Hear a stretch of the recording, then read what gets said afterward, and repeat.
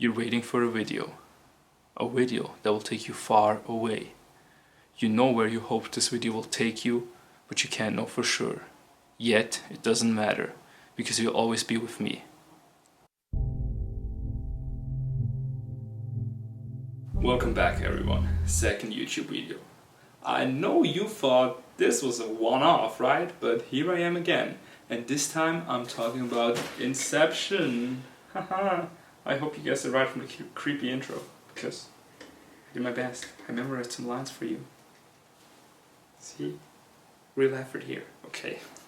Inception, we've all seen the movie, I hope so. It's been 10 years. And I'm only doing this review because it was released back into cinemas for the 10-year anniversary with special behind-the-scenes footage and extra stuff, all in IMAX. And I love IMAX. This is not sponsored though. So I went there, I watched it, and here are my thoughts. At this 10-year anniversary release, I got more than I expected. First, the movie started with a behind the scenes of Tenet. Weird thing to do, because the people who are paying to watch Inception again are the same people who are probably gonna watch Tenet for sure in cinemas. So what was that about? It didn't give away much of the plot, well, it gave away nothing of the plot, but it spoiled some of the big set pieces, which was kind of weird, because now I know what's it gonna look like. Especially that one epic scene with the plane everyone was talking about. So there's this, the surprise is gone there, which is kind of sad, but still gonna watch it though.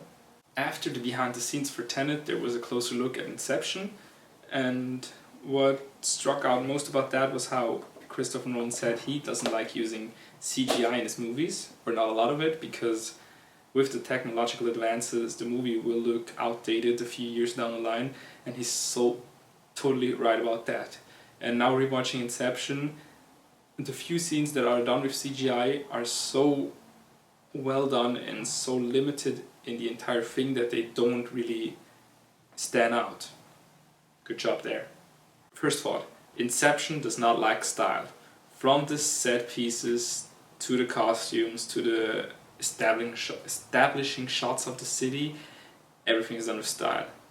Now mixed together with Hans Zimmer's iconic score, every scene is chill-inducing and amazing. I've seen Inception now around 5 times, and every time I watch it, I feel different about it. I'm so confused. The first time I was mind blown. The second, I don't remember the second time, but then the third or fourth time, I was quite honestly bored. And now this time, I was happy. That's a good emotion. I was happy with the movie. I was happy with watching the movie. I love the beginning of the movie, and up until the second half, it's strong, it's intriguing, it sets the tone for the movie, it explains the rules they have for dreams, dream sharing, and things like that. But then, in the last third, things become a bit muddled, which is kind of sad. I think the movie tries to be too smart for itself, and with all the complicated things happening, mistakes happened. One minor mistake is in the last third, where they enter the subconscious of Fisher to get to make the Inception. Is that the right? Whatever, you know what I mean. Tom Hardy's character is like, hey, don't be afraid to dream of something bigger, and pulls out a big gun. If that's possible, what's stopping them from making the third level of the dream so much easier by just planning mines to protect them from the subconscious that's attacking them? Like, what's the deal there? And overall, like, if they can just come up with things in the dreams, why don't they do that more often? It just feels like wasted potential, or like an unexplained mistake. The thing with Tom Hardy and the gun, that's a minor issue. What really bothers me is the concept of the kicks they introduced. According to Cobb in the beginning, that a dreamer can always wake up when they feel like they're falling. This is shown by pushing Cobb, who is sleeping in a chair, into a bathtub, So let's start at the very bottom of the Inception. Fourth dream level, Ariadne jumps off the building and wakes up in the third dream level. This is exactly the opposite way around from the first dream where Cobb is woken up by being pushed into a bathtub. But never mind that now. So if Ariadne wakes up from jumping in the dream, Yusuf, the driver on the first level, should have woken up when he crashed over the barrier with the car. But he doesn't. Then if it were the other way around, that you get woken up when your sleeping self falls, Arthur should have been woken up from the second dream level once the car was flipped over in the first dream level. On the third dream level, two climbers, I don't know which characters they are, fall off the cliff because of an avalanche. They don't wake up. Why do they not wake up? Shouldn't they be woken up? This whole thing with the kicks contradicts itself throughout the entire movie. Even in the beginning, when Cobb is climbing down the building and Mal lets him drop, he should have woken up according to one version of the logic of the theory they presented. And it's just so infuriating that they take their time to explain how it would work properly just to not ever do it properly. I mean, correct me wrong in the comments correct me if I'm wrong in the comments, if I'm making a mistake or didn't pay close attention, but I think I've watched it thoroughly enough to see that this is really one major aspect of the movie that does not make sense, whatever way you put it. Another issue I have with this movie are the women. Well, not just in this movie, with most of Nolan's movies, the female characters always fall into one of two categories. Either they're bad, evil, scheming and vindictive. Their only goal is to make the protagonist's life hard. In this case it's Mel. You don't really see what her motivation is. She's just a figment of his imagination, making his life harder. And on the other hand, we have the literal angel, the good girl character who does everything to help the protagonist to make him win, Ariadne in this case. And I think it's kind of weird that those two characters, the only women, are so shallow in comparison to the male characters, because each of them, or most of them, have more depth. And apparently it's not hard to write deep characters. So why is it always that the female characters in his movies end up being so easily seen through? Yeah, kind of sad, because I think Ariadne had so much potential, and all she was used was to forward Cobb's character development.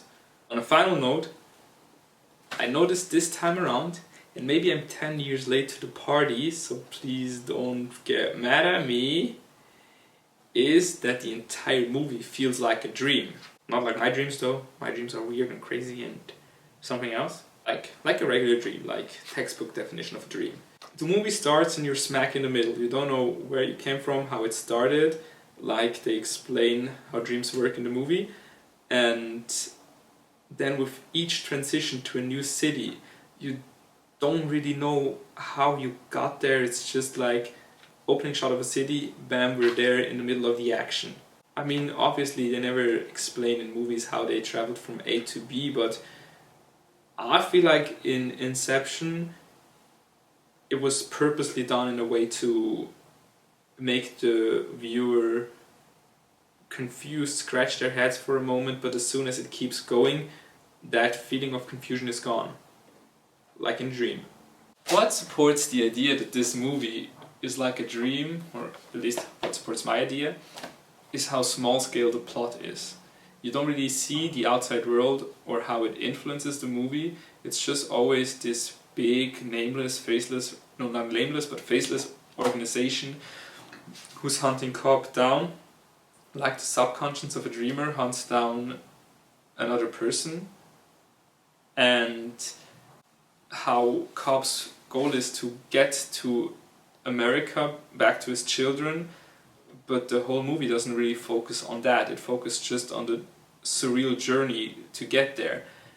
And that's what most dreams are like. You don't really you don't really see the ending, you just experience the journey.